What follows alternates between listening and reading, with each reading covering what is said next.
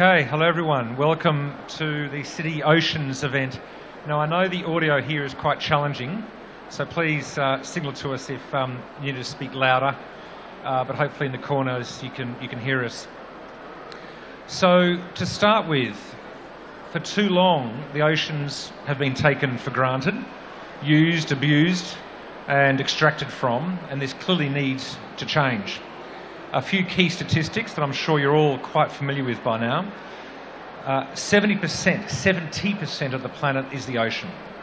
And I encourage you just to stand out in that little globe, or that large globe, for those who are in the audience here at COP27. Just stand there with the globe behind you, and you'll find there is one spot, which is the Pacific, where you do not see land. And it's quite actually startling when you realise that everything behind you is blue. It's not green, it's actually blue. And of course our planet is more blue than it is green, but it's not in our consciousness, and it's certainly not in our economics and our global economic system. Secondly, 30% of our carbon dioxide is absorbed by our wonderful oceans. 50% of the oxygen that we breathe actually comes from the ocean. And of course 90%, if that I think it's over 90%, of the heat that's generated by anthropogenic climate change is absorbed by our oceans. And this is not without consequences. And of course, Johan and Ying will be talking about this. So clearly oceans really are the foundation of all life on our planet. And therefore they're critical, obviously, for business and finance. How can it not be?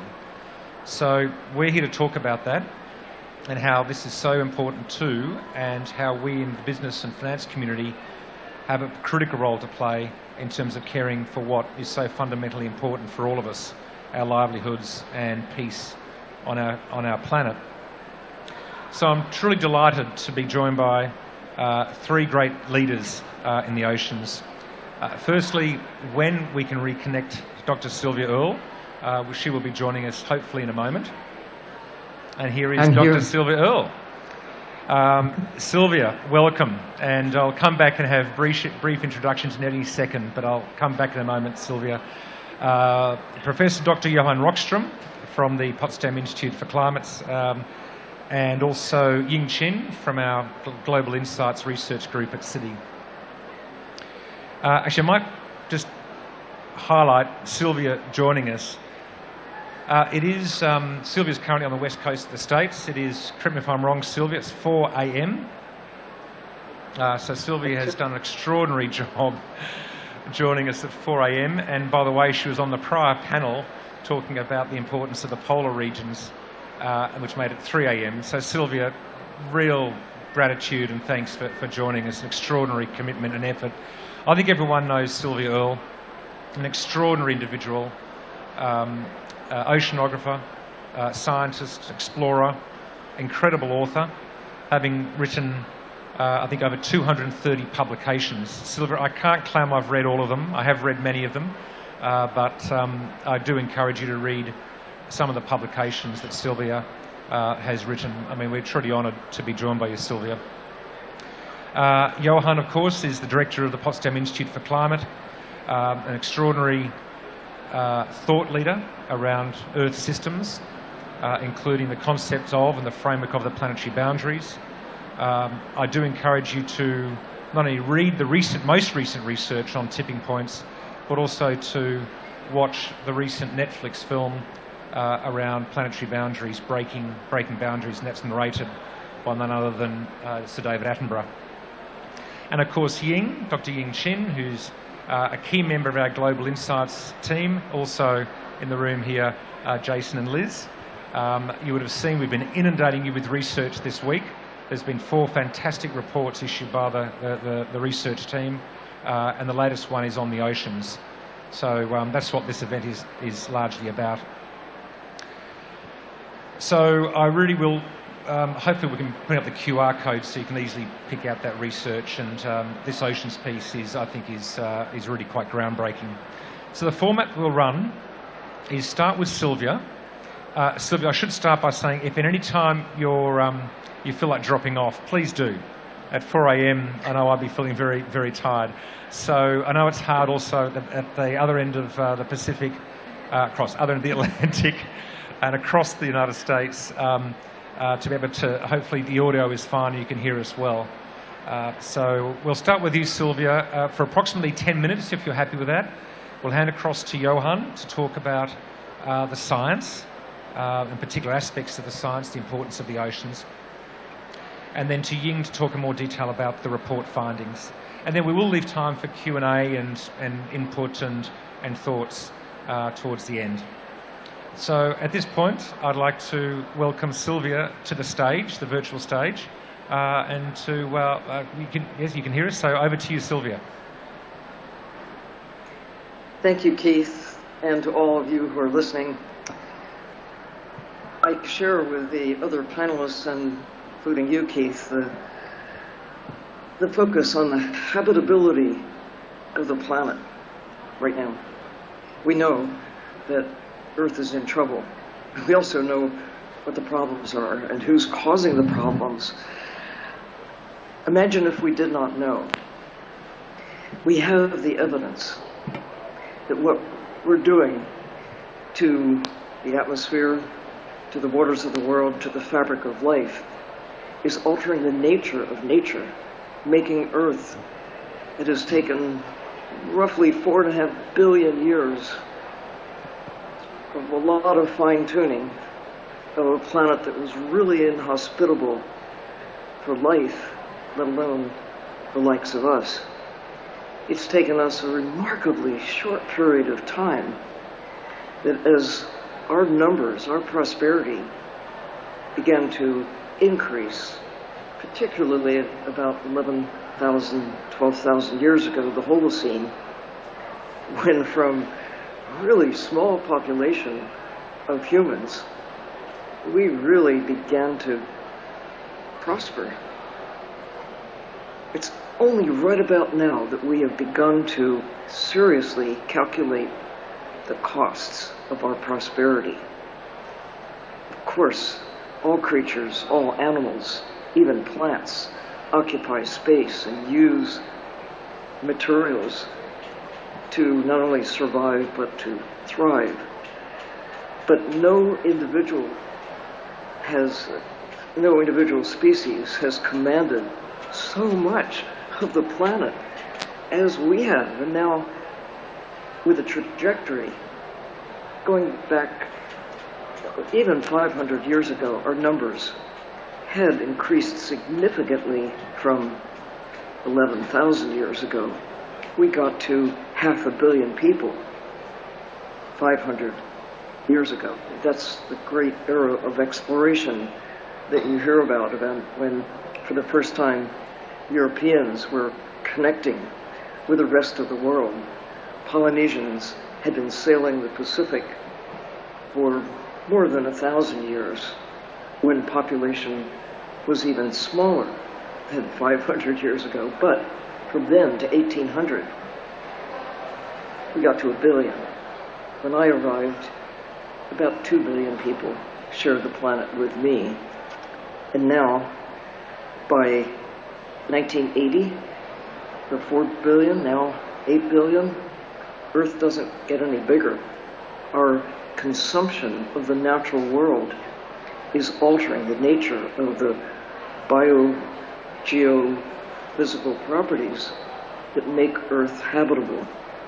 And I really do look forward to hearing more from the other speakers about the consequences, not just of what we've been doing to the land, where 95% of the old growth forest, those ancient systems that took so long to assemble and took such a short time, decades, mostly since the middle of the 20th century, that we have consumed them, either clear-cut them so that we could plant something else, like tobacco, or corn, or soy, or cows, or pigs, or whatever it is, transforming the natural systems that really make Earth habitable into something that seemed like a good idea at the time. Nearly half of the land globally has been converted to feed one species, that would be us. Well, to feed the cows and the other animals that we consume. In the ocean, similarly, mostly in the 20th century, we go back a little bit further with aggressive extraction of whales, cod, herring, lobsters, but really not until post-World War II did we get really serious about industrial extraction of ocean wildlife. And the consequences are now felt in the biogeophysical nature of the planet, because climate scientists tend to follow the carbon. Where's the carbon? All living things are carbon-based units. We think planting trees. We know planting trees, the right trees in the right places at the right times, can really make a difference in a positive way to offset some of the climate impacts that we have had. At the same time, we're cutting a lot of trees.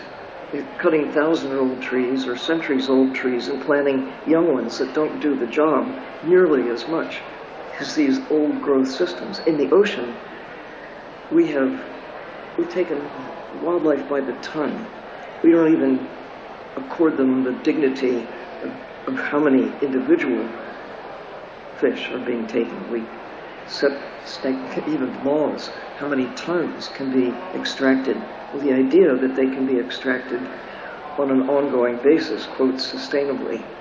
The evidence does not hold up, however, when you think that 90% of many of the big fish are already gone, that we've taken them with techniques that did not exist until the latter part of the 20th century and on into the 21st.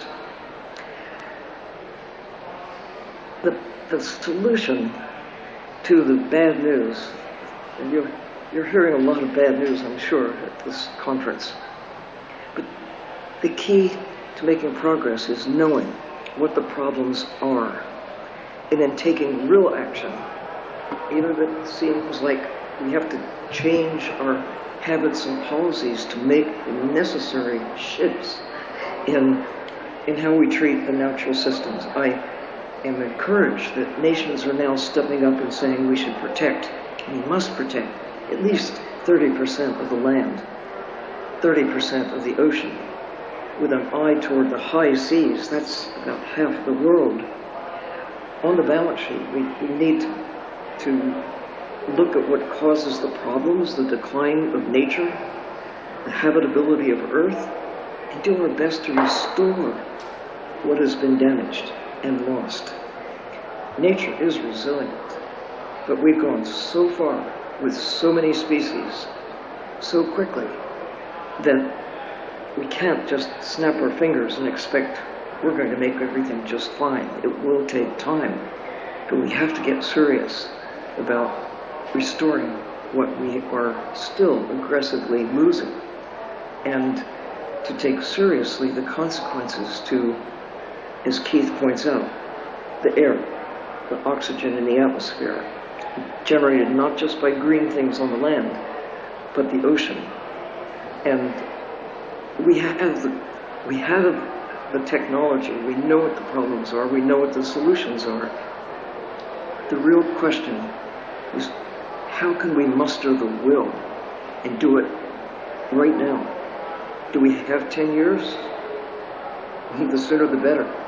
The longer we wait, the harder it's going to get to the natural living systems that underpin our existence. I really look forward to hearing my fellow panelists and hearing from the audience. We need some solutions now. Thank you, Sylvia. A clear call to arms for all of us. Is that working? That's better. A clear call to arms. Sylvia, extraordinary inspiration for generations. Sylvia, I do have a confession to make. To hear that Johan at 5 o'clock, you know, I mentioned Johan, dive. The quality of the coral and the fish, literally just off the beach, extraordinary, which shows there is a lot of hope. There is an amazing and incredible biodiversity in such richness in so many parts of the ocean. It breaks my heart, having grown up on the Great Barrier Reef, the thought that 50% of the Great Barrier Reef has been lost due to human interventions. That's something that I think we all want to be fighting hard for. So Sylvia, thanks for your inspiring words. We'll now switch across, and Sylvia, if you're happy to stay on, that would be fantastic, but please don't feel obliged. Okay, thanks Sylvia. Okay, we'll now turn to Johan and talk about some of the. To me, it's revealing when you realise just how important the oceans are to the entire climatic system on planet Earth. It is, for me, it's quite profound. So, Johan. Thanks, Keith. I'll be presenting a few scientific updates on slides. I think I'll stand up if that works best. And let's see if we can get the slides on screen. There we are. Thanks. So, well, I'll be connecting directly to Sylvia and just reminding us that it is after the Second World War that we start the great acceleration, just like Sylvia points out. That's when we exponentially increase the pressure on fish populations in the ocean, but also eutrophying the oceans with fertilizers. We deforest, we emit greenhouse gases, and we come to a point that science now defines as having entered the Anthropocene, which leads to a conclusion just over the past 5-10 years that we are pushing the edge of the carrying capacity of the planet across all planetary boundaries to a point where we can today say with quite certain, with unequivocal scientific evidence that we are at risk of destabilizing the entire planet, and that what will make it or break it, whether we fail or succeed, is in the ocean. So Sylvia has all scientific backing on the fact that the biology, the chemistry, and the physics of the ocean will determine the outcome for humanity on planet Earth. So here comes a bit of the run-through, and it will be, in a way, a repeat of what you heard from Keith and Sylvia, but it comes in the numbers. Well, to begin with, just to kind of confirm the fact that 93% of the heat caused by our fossil fuel burning, on average, and I'll give you some more references here, is taken up in the ocean. The planet is a thermostat. It's an energy thermostat. And let me just give you the back of the envelope of this. And this is really not to scare anyone. I can start by saying it will not happen. But if all that heat that has been buffered in the ocean, so all of that is caused by our fossil fuel burning, by the way, if we would release that heat into the atmosphere, do you know what the temperature rise would be? We are at 1.2 today. Have a guess. Let's release those 93% in the atmosphere. Yeah, Erik. 3? Yeah, that was what I would have thought scientifically as well. 37. Okay? We would be already today in a Venus state. That's the thermostat we're talking about. We've been burning fossil fuels for 200 years, causing a 2.5 watts per square meter energy imbalance. The ocean has absorbed 93% of that heat.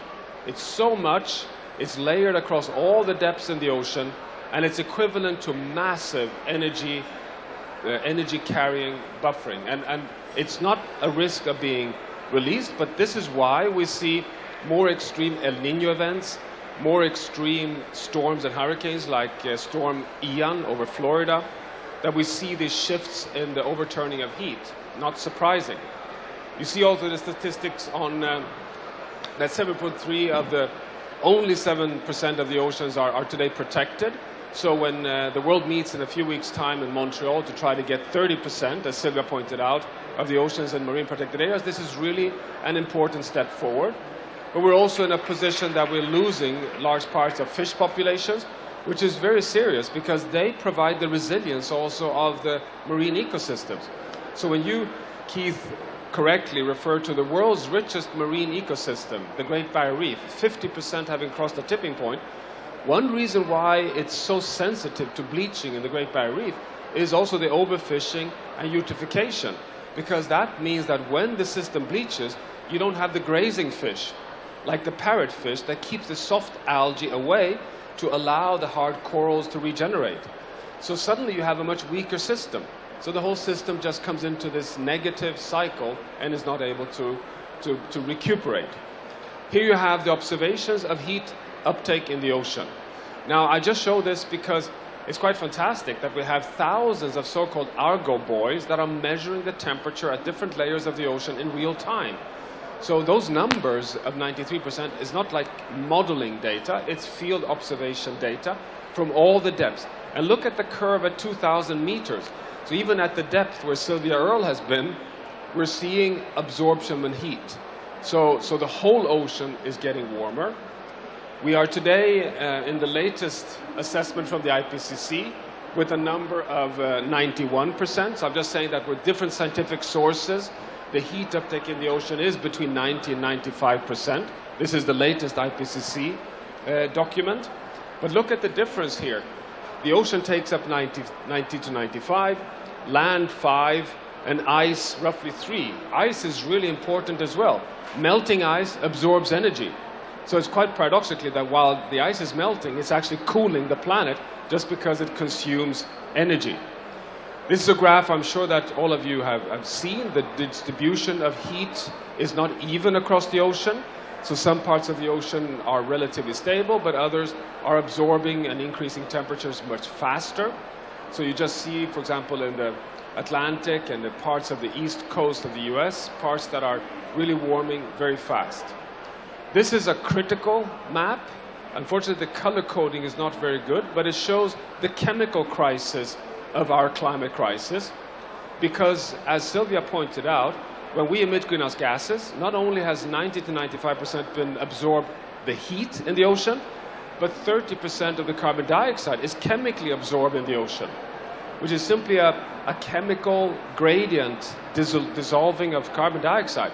But carbon dioxide reacts with water and leads to carbonic acid. The same carbonic acid as in a Coke bottle, that carbonic acid really reduces pH. And the pH levels in the ocean have gone down with 30%. And these maps show in darkest green the areas that are most affected. Lower pH destroys and erodes calcium carbonate, which is the little building block for all marine life that has shells. And this is like the Lego block system for biological life of marine species in the ocean. So we have a chemical crisis and a physical crisis affecting all the ocean systems on Earth. Now, we talked about bleaching, as Keith points out. This is, I'm just pointing to this NOAA homepage. Every day, this map is produced. This is the 6th of November version. I should have taken the 10th of November version, of course. But just showing in dark red and orange the areas at risk today of bleaching events. And we are seeing these coming more and more frequently and hitting harder across the planet. As Keith referred earlier, we recently published a mapping of all the tipping point systems on planet Earth. This is the paper published in Science just before the New York Climate Week. It has a key message, which is that here are the 16 big tipping element systems. What is a tipping element system? These are the big biophysical systems that regulates the state of the climate system, and they have tipping points. Push them too far, feedback shift, and they will irreversibly move into a different state. The color coding here are the different temperature thresholds. So you see that some of them in dark red, the Greenland ice sheet, the North Atlantic heat circulation, West Antarctic ice sheet, the Barents Sea are at risk already today. And to summarize this map in a more kind of analytical way, you have it here. So what you see here is the so-called IPCC red embers confidence intervals. The darker the red, the higher the scientific certainty. There is uncertainty ranges here. The dotted lines are the average assessments. So that's what we look at now. On the x-axis, all the 16 tipping element systems. Here is the 1.5 degrees Celsius global warming. And look at these dotted lines here. These first 4 systems are at risk of crossing their tipping points. They're likely to cross tipping points already at 1.5 degrees Celsius. Here are the ones in the ocean. So we're talking about all the tropical coral reef systems in the world. So this is like victim number 1 on planet Earth. And look at the scientific confidence interval. There's very little uncertainty with regards to coral reef systems. Here is the Barents Sea ice. Here's the Labrador Sea ice. Here's East Antarctic subglacial basins. Here is the AMOC, the whole overturning of heat in the North Atlantic, which today has an uncertainty range starting at 2 degrees already. And then finally, Arctic winter sea ice. So we're talking about major big systems in the ocean that are at risk of irreversibly shifting if we push warming too far. But not only that, we also have more and more scientific evidence showing that the ocean is an interconnector of big tipping point dynamics. So when the Greenland ice sheet disintegrates and releases cold fresh water, it slows down the ocean heat circulation in the North Atlantic, the AMOC. That slowing down is thermodynamic, it's well established, it's slowed down by 15%.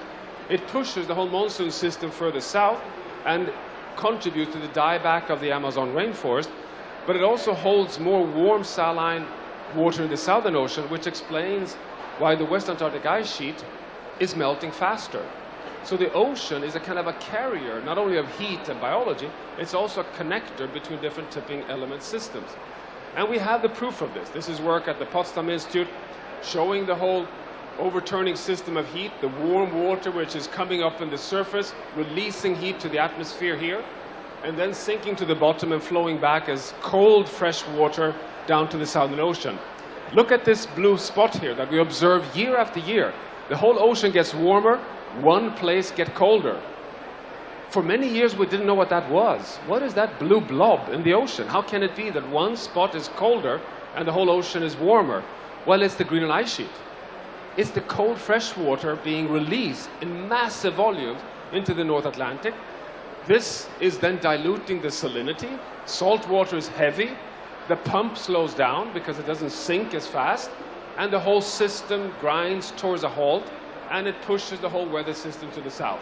This is today mainstream. It's in the IPCC, and it's a role of the ocean. This is just to close this, to say that we're using more and more of artificial intelligence and big data to predict these changes. So this is colleagues at the Potsdam Institute, Niklas Börs, looking at trends lines of how this whole overturning system is changing. And why are we so worried about this? Well, because we know paleoclimatically that the AMOC has shut down. It has shut down, but it's like 100 million years ago, but it has happened, at least according to the paleoclimatic science.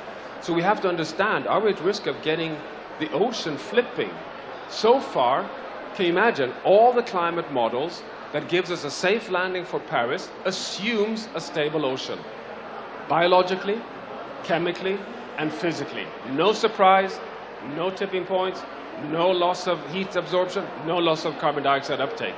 So we really need to take care of the ocean to have any chance of landing safely for climate on Earth. Thanks. Wow, thank you, Johan.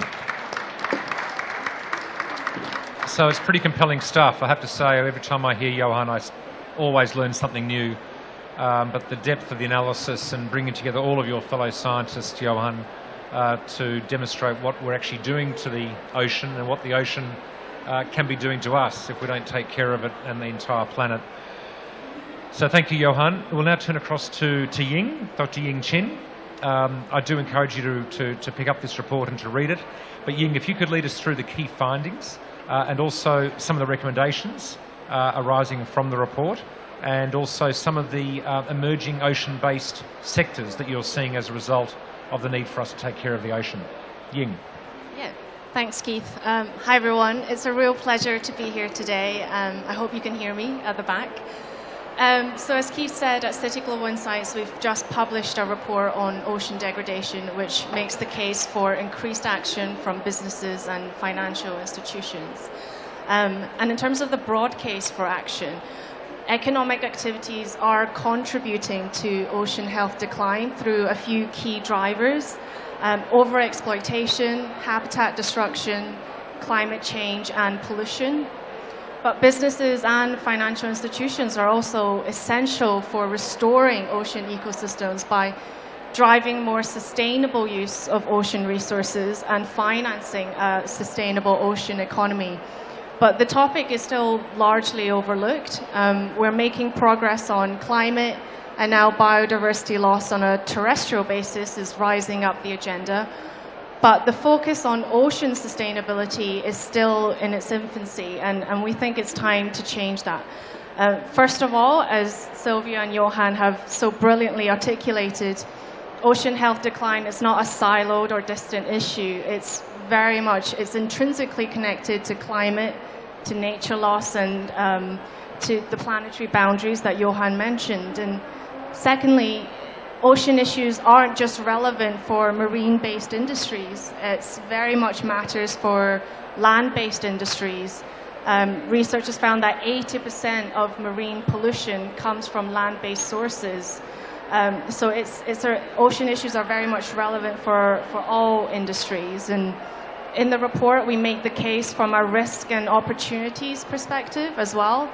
So in terms of risk, marine-based industries face increasing operational risks due to the impacts of climate change, from increased coastal flooding and erosion, more extreme weather events.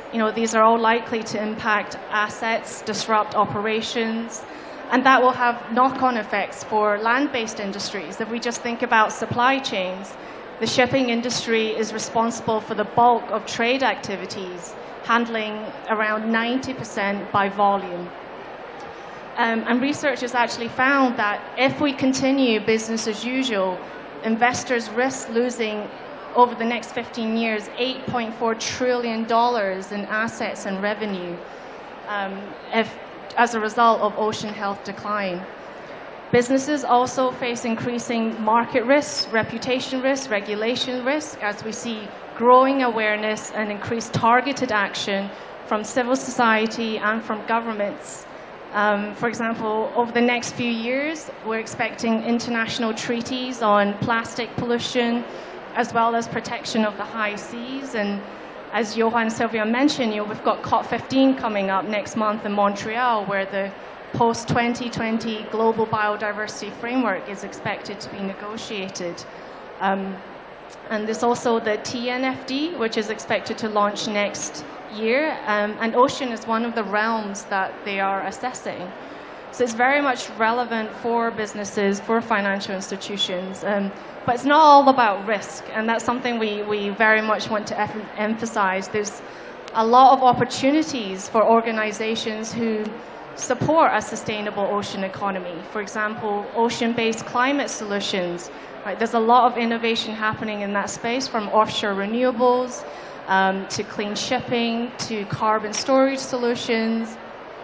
Studies have found that ocean-based climate solutions can deliver up to a fifth of the annual greenhouse gas emission reductions needed by 2050. And the second area of opportunity I'd like to highlight is in financing.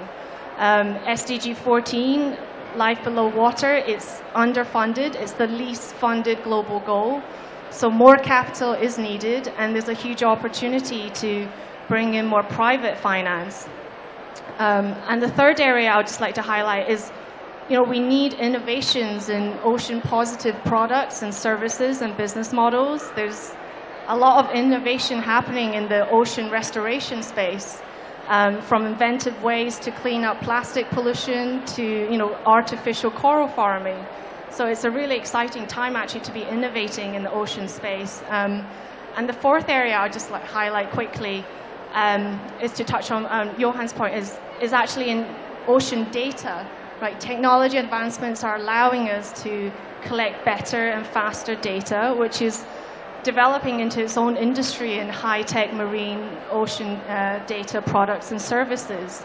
So it's a really exciting time, and we think now is the time for organizations to get ahead of the curve on ocean issues, identify the risks, but also the opportunities, and not wait to be swept up by the incoming regulation that's on the horizon.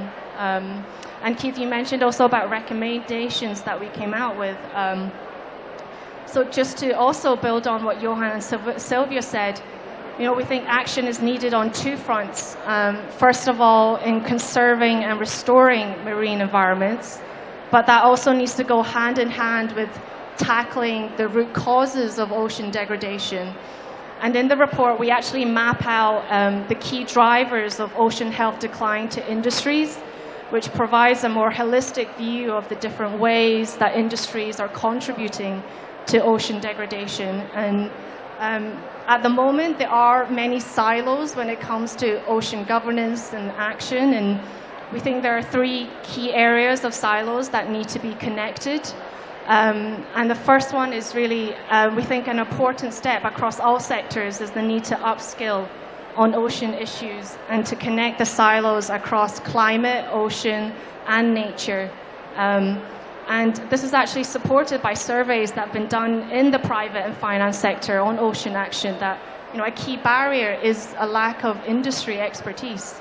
So by upscaling, we can work to embed ocean considerations into strategies, actions, and goals on climate and nature.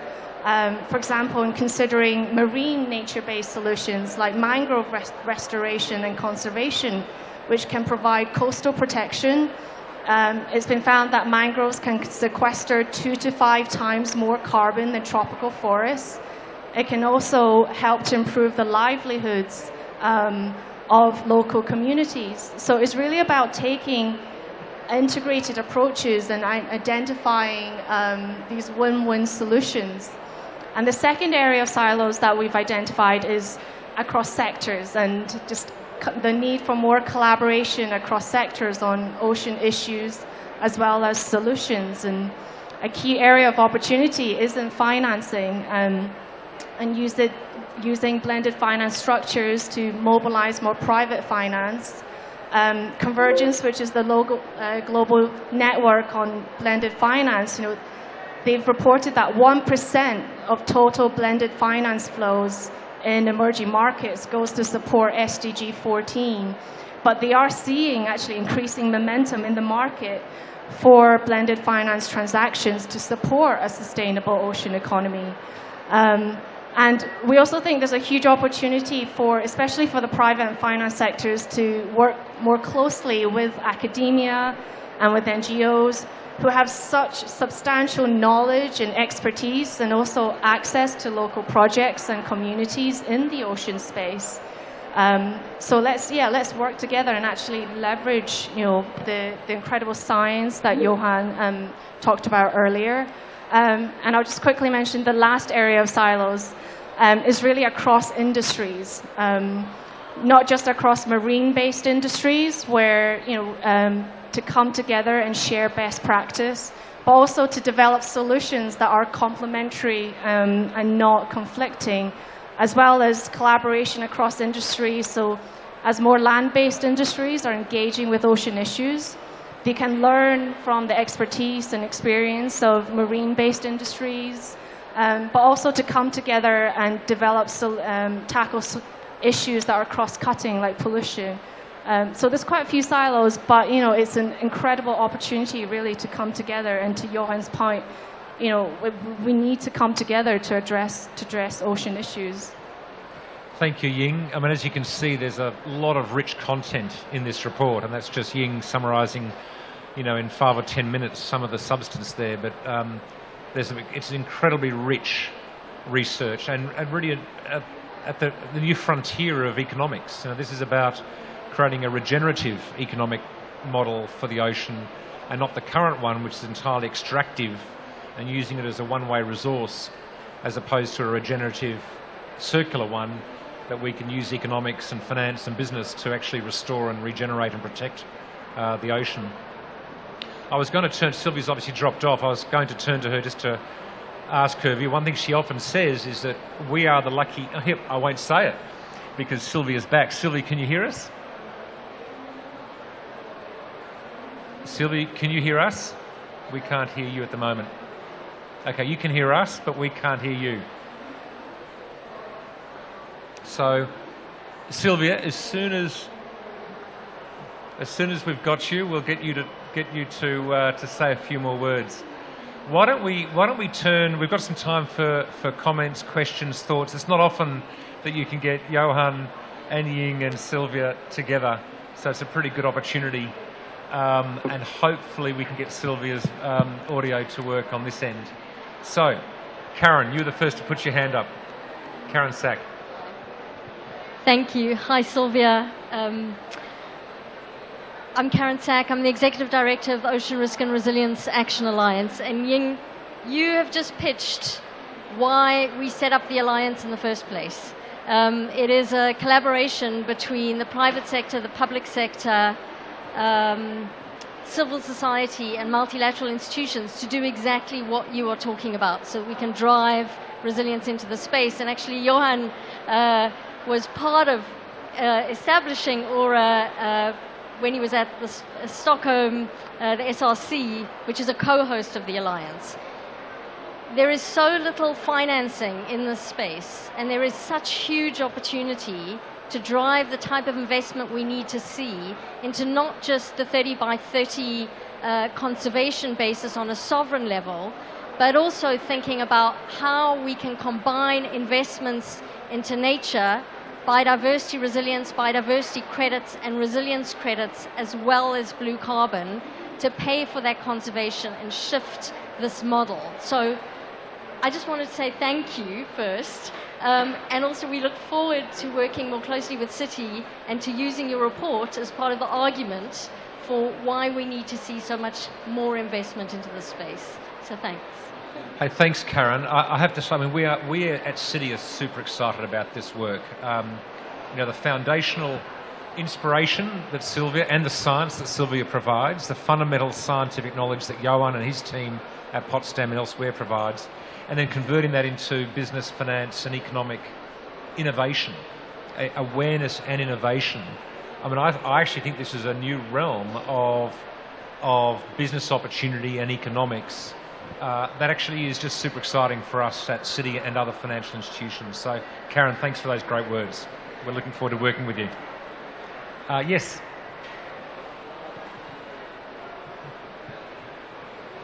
Can you tell us anything about how the wildlife inside the ocean, both plant and animal, is faring under the onslaught of what we've just seen, and also how you predict that that could change positively or negatively? So in other words, do you think we'll have any wildlife in the ocean? We've also got, of course, the other problem of fishing, but what we've seen here has obviously got a bigger impact. So, yeah, Sylvia, you can hear us? I can hear you. Fantastic. We can hear you now, yes. Did you hear that question? Okay. I did. Part of the problem is our perception of wildlife in the ocean. We think of almost everything out there as either products, grind up wildlife and turn it into fish oil or fertilizer or food for cows and chickens and pigs and for farmed fish. The biggest wildlife trade on the planet is called seafood. It's a habit that we must look at armed with a new understanding of the value of, well, let's start with whales. Their value alive, no matter how you look at it, transcends their value just in pounds of meat or barrels of oil. Their carbon value, International Monetary Fund commissioned a study that it tries to look at the value, carbon value, not just of whales, but now looking at tuna and swordfish and shrimp and, you know, life in the ocean, wildlife. We're at a new phase of our relationship with nature. This concept of protecting 30% of the ocean, highly or fully protected, is a sign of rethinking, but it's also a difference in the way we view the empathy we have for life. We can empathize with pandas and bears, elephants, even with our fellow mammals, whales and seals and sea lions and such, but we're finally getting to the point where we're beginning to look at other creatures like fish, dare I say, for their values that transcend just something to eat. So we need to seriously think about this fabric of life. The greatest diversity and abundance is ocean, in the ocean. But we have to hurry. And I know we have this concept of food security related to the ocean. When you peel back the layers, it's mostly food choice, and looking at not food security, but it's about money, turning fish into products, money. And we need to seriously rethink that whole enterprise and the economic consequences of taking so much out of the ocean without any regard to their role in climate, or their role in the diversity of life, their role in the habitability of the planet. And I think we're finally getting some traction with the value of life in the ocean because it keeps us alive, basically. Thank you, Sylvia. I think, Sylvia, one of the issues you continue to raise is the fact that our economics, our balance sheets, our profit and loss statements don't take into account the value of the ocean and everything that exists within the ocean. They're free. Free goods. The good news is there's work underway. You know, we've seen this now with climate, with instruments and reporting systems and metrics like, you know, TCFD and a whole range of different tools and mechanisms to ensure that we can properly, or at least improve the value of or the cost of carbon. Now we're going to look at the value of nature, and there's a lot more emotion, positive emotion in nature and oceans than there is in a carbon dioxide or a methane molecule. I think there's a lot more that we can do in terms of human spirit and energy and motivation around saving, preserving and restoring nature and biodiversity. And of course, one of the great things about nature, including the ocean, is if we leave it alone, it actually does largely regenerate. And that is actually, when you get that tipping point of positive regeneration, it can be, again, very inspiring for all of us and the new generation. Sylvia, one of the things you often say is this is the lucky generation because we now know.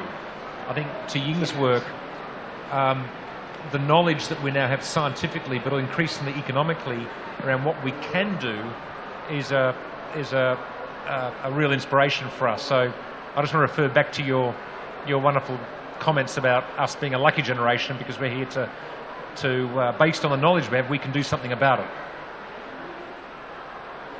True. This is the sweet spot in time, if you want to think about it that way, because never before, not only did we not know, we could not know what is now before us.